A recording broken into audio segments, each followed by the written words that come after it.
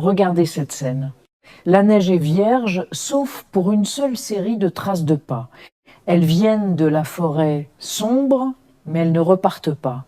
En mars 1922, en Bavière, une famille a été retrouvée massacrée dans cette ferme. Mais ce qui a hanté la police, c'est pas la violence du crime, c'est que le tueur n'est pas parti.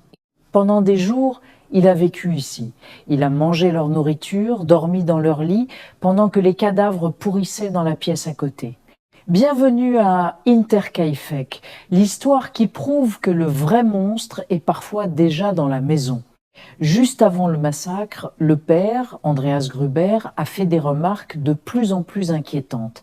Il a raconté à ses voisins qu'il trouvait des traces de pas dans la neige, des traces qui venaient de la forêt et s'arrêtaient juste derrière la ferme, sans jamais faire demi-tour. Puis il a trouvé un journal qu'il ne connaissait pas dans la maison.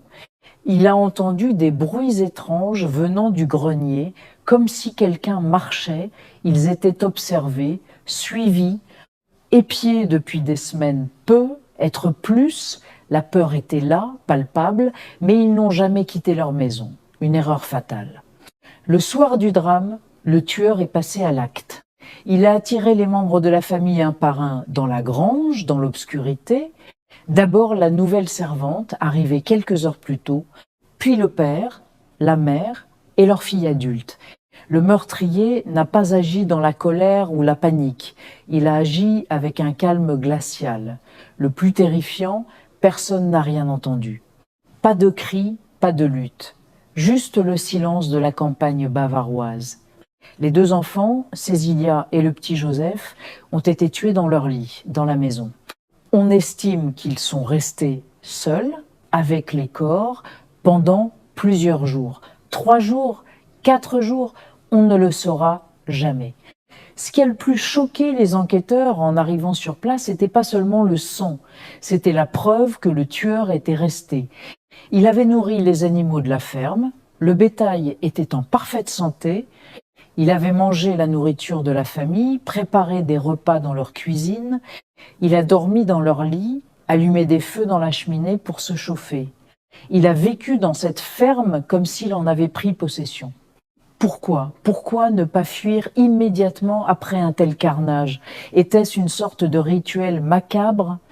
Ou aimait-il simplement être là, entouré par les conséquences de son acte? Jamais l'assassin n'a été retrouvé.